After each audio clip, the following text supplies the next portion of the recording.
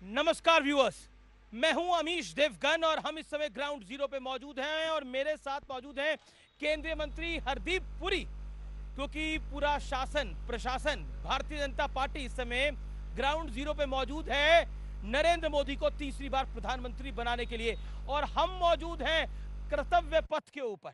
ये वो पथ है जिसका नाम प्रधानमंत्री मोदी ने बदला, लेकिन विपक्ष ने बहुत से सवाल उठाए। ये वो पथ है जिस पथ पर आकर नरेंद्र मोदी ने बीते 10 सालों में इस देश में अमूल चूल परिवर्तन करा, ऐसा भारतीय जनता पार्टी कहती है। लेकिन कांग्रेस और इंडिया गठबंधन कहता है कि भारतीय जनता पार्टी हिंदू मुसलमान का दांव खेल रही है, पोलराइजेशन कर रही है। 190 सीटों पर चुनाव पूरा हो चुका है, बीजेपी अपना खा चुकी है और केंद्रीय मंत्री हरदीप पुरी जी मौजूद हैं। लेकिन हरदीप पुरी जी, ये कर्तव्य पथ वो है जिसका नाम भी बदला और नई संसद भी दिख रही है, और प्रधानमंत्री नरेंद्र मोदी की अगुवाई में आपने भी यहां पर काम किया। क्या कहना चाहते हैं?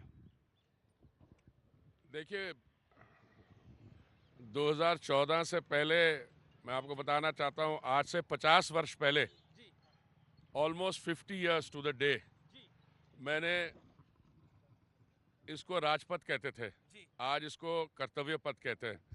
मैंने इंडियन फॉरेन सर्विस ज्वाइन की थी 50 साल पहले, और मैंने देखा कि 2014 से पहले क्या हुआ था और 2014 के बाद क्या हुआ है।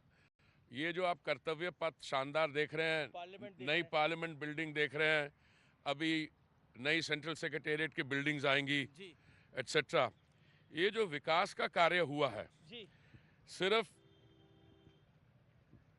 इस एरिया में नहीं, देश भर में, उसके आंकड़े जो हैं 10 साल के, वो अगर आप देखा जाए तो पिछले 1947 से लेके मिलाकर वो एक तरफ हैं और ये दूसरे। इसलिए विपक्ष के पास सॉलिड अचीवमेंट्स और दिखाने के लिए नहीं है, इसलिए वो जो भी हम करते हैं उस पे वो सवाल उठा लेते हैं।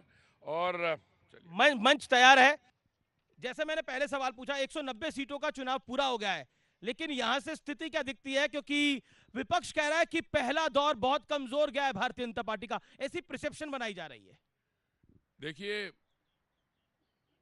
विपक्ष का कहना कि पहला फेज अच्छा गया या नहीं गया, वो तो पता लगेगा जब नतीजे आएंगे 4 जून को। 4 जून को। पर दो चीजें मैं आपके सामने रखना चाहता हूं कि जो हमारे विरोधी दल हैं, जो विपक्ष की अलायंस है, इंडिया अलायंस जी, आप इनका प्रोग्राम देखें तो आप ये सवाल पूछिए कि मान लीजिए खुदा ना करे और 4 जून को जो नतीजे आते हैं, उन नतीजों में निकलता है कि कांग्रेस पार्टी और उनके जो सहयोगी दल है इंडिया अलायंस, वो आ जाते हैं, तो वो क्या करना चाहेंगे 2024 से लेके आगे बढ़कर अगले डेकेड्स में क्या करना चाहेंगे। तो दो इश्यूज मैं आपके सामने रखना चाहता हूं। 1969 में इन्होंने गरीबी हटाने का नारा लगाया था, और ये जो गरीबी हटाओ स्लोगन था, इसको अगर एनालाइज करें तो क्या था, मैं तो भूल गया था। 1974 में मैंने आपको बताया, मैंने फॉरेन सर्विस ज्वाइन की जी। इन्होंने 1963, 1974 इस एरिया में कंपल्सरी डिपॉजिट स्कीम लाए थे। मान लीजिए हमारे जो यंग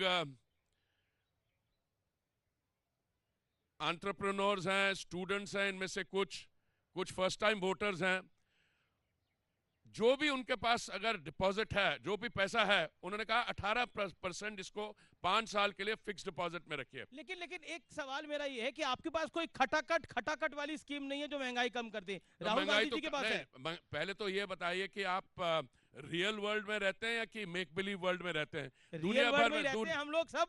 हाथ खड़ा करिए जो रियल वर्ल्ड में रहते हैं भाई। अच्छा, लेकिन खटाखट महंगाई खत्म करने की स्कीम है कोई बीजेपी के पास? राहुल जी के पास है? राहुल जी की स्कीम पे मैं आ रहा हूं, पहले मैं आपको रियल वर्ल्ड का बता दूं जी। 6 अप्रैल को राहुल जी ने एक भाषण दिया, ये खटाखट वहीं से आया जी। उन्होंने कहा कि जब हम सत्ता में आ जाएंगे तो हम एक्सरे करवाएंगे, दुनिया भर में जो हो रहा है इंडिया में एक्सरे करवाएंगे। एक्सरे में क्या करेंगे, पता करेंगे कितनी संपत्ति है लोगों के पास, और फिर कुछ क्रांतिकारी कदम उठाएंगे। क्रांतिकारी कदम क्या उठाएंगे कि अगर आपके पास वेल्थ है उसको रीडिस्ट्रीब्यूट कर देंगे, पहली बात, देखिए एक इनहेरिटेंस टैक्स नाम की चीज है जी, विरासत टैक्स। हाँ, वो पहले भी था। जब इंदिरा जी गुजर गई तो राजीव दी को, उनके बच्चों को, उनके ग्रैंडचिल्ड्रन को, इंदिरा जी को $1,73,000 के करीब मिलना था, क्योंकि वो नहीं चाहते थे कि वो इनहेरिटेंस टैक्स जो लगा हुआ था वो पे करना पड़े, तो उन्होंने इनहेरिटेंस टैक्स को ही कर दिया। तो ये एक ऐसा आउटफिट है जो अपने परिवार के लिए कानून भी बदल सकते हैं, और आज उनको पता है कि वो सत्ता में नहीं आ सकते, तो इस समय ये खटाखट वाली मशीन लगा रहे हैं। लेकिन एक सवाल ये है कि अब चर्चा ये है कि वायनाड का चुनाव संपन्न हो गया, अब राहुल गांधी अमेठी जाएंगे और स्मृति ईरानी को हराएंगे और वहां से फिर इसी संसद में आएंगे और प्रधानमंत्री बन जाएंगे, ऐसा कांग्रेस कह रही है। पहले तो जहां तक मुझे याद है, राहुल गांधी जी अभी तो he is out on bail, Sonia ji और he is out on bail, और यहाँ से भी सस्पेंडेड है। तो यहाँ आने के लिए उनको या वायनाड या कहीं और से अगर इलेक्शन लड़ना चाहे वहां से जीतना पड़ेगा। जहां तक मुझे लग रहा है वायनाड में कांग्रेस और लेफ्ट भी लड़ रही है, सीपीआई की एनी राजा लड़ रही है, तो मुझे लगता है वो सीट भी बीजेपी के पास जाएगी, और अगर स्मृति जी के खिलाफ लड़ेंगे तो वहां तो उनका डिपॉजिट भी फॉरफिट होगा। लेकिन एक सवाल है कि अगर सब कुछ इतना अच्छा जा रहा है तो फिर 2006 का डॉक्टर मनमोहन सिंह का बयान उठाने की क्या जरूरत थी, जिसमें प्रधानमंत्री ने कोट करा डॉक्टर मनमोहन सिंह को और कहा कि मनमोहन सिंह ने बोला था कि संसाधनों पर जो पहला राइट है वो एक खास कम्युनिटी का है, जो प्रधानमंत्री मोदी ने बात बोली।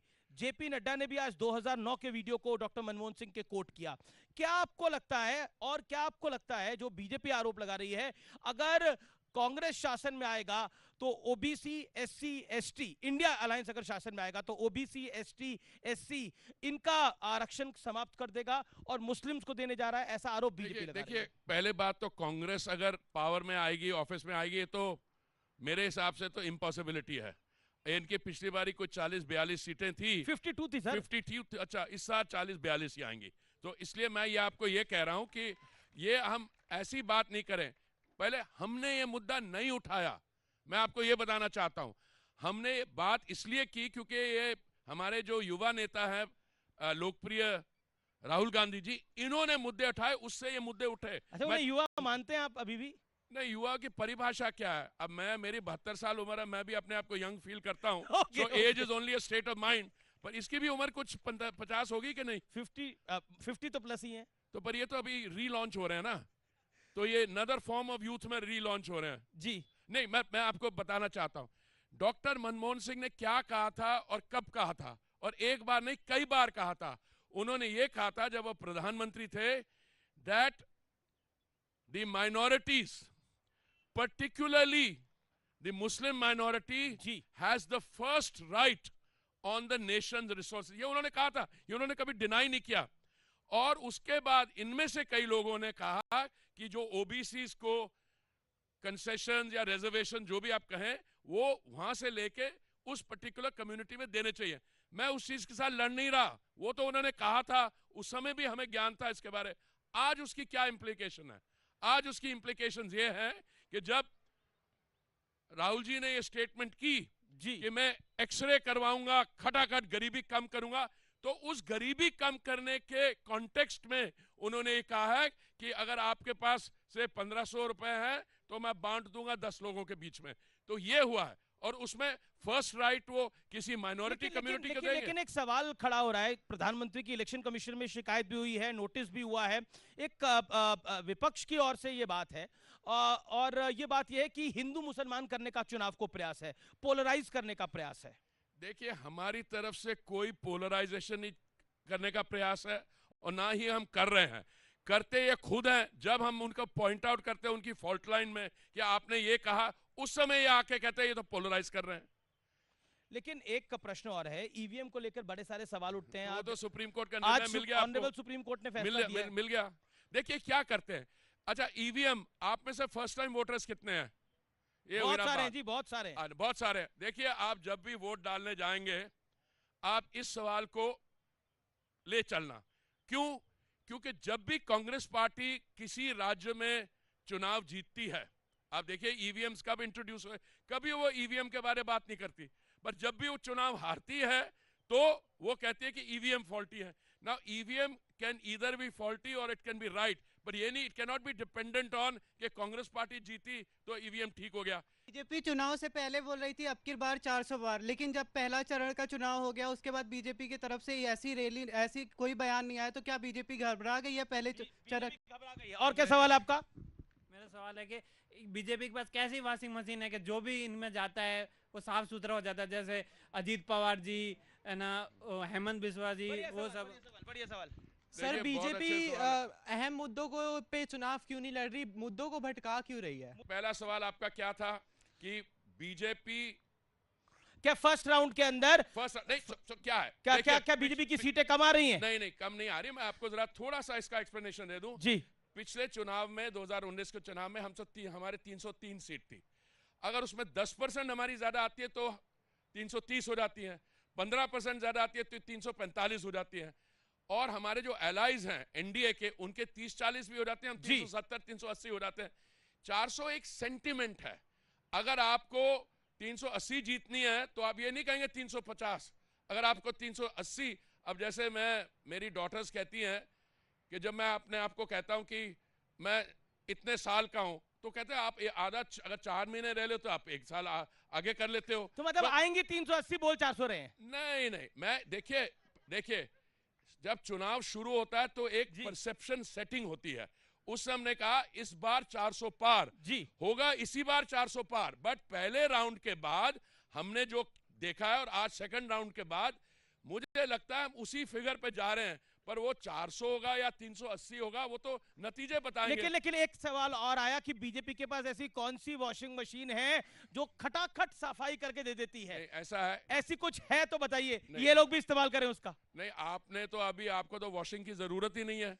आप तो बिल्कुल साफ दूध के धुले हो। अभी तो आप पॉलिटिकल लाइफ में आ रहे हो। होता क्या है कि हमारे यहाँ आप कोयम्बटूर में रह रहे हो तो आप बठिंडा में सेटल करने जा रहे हो, कोई प्रॉब्लम नहीं।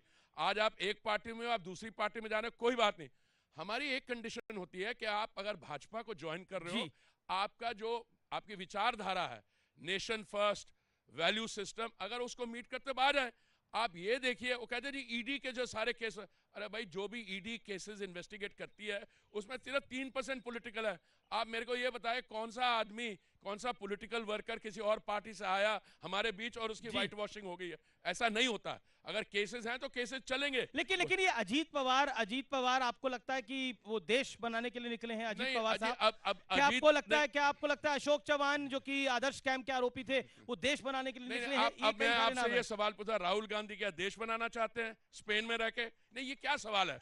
कोई नहीं, राहुल गांधी जी ने सोनिया गांधी जी क्या जान के इटली से आए इंडिया का देश बनाने के लिए? ये क्या सवाल है? देखिए, अजीत चौहान, अजीत पवार जो भी हैं ये पॉलिटिकल पर्सनालिटीज हैं। अगर ये आए हमारी तरफ तो जिसने भी निर्णय लिया वो सोच समझ के लिया होगा। जी बिल्कुल। आखिरी राउंड है। आपके वन लाइनर्स बड़े फेमस होते हैं, तो हमने एक सोचा आपके साथ रैपिड फायर राउंड ही कर लें। पहला नाम जो मैं लेने जा रहा हूं वो है Sunita Kejriwal. Dying to assume leadership of Aam Aadmi Party. Okay, चलिए अब मेरा अगला नाम है आपके सामने, Priyanka Gandhi Vadra. Could have been launched, but was not launched. Okay, last and the final name, Rahul Gandhi. A startup that has been launched many times. This is the last occasion, last chance for a relaunch. चलिए बहुत बहुत शुक्रिया, आप हमारे साथ इस मंच पे आए।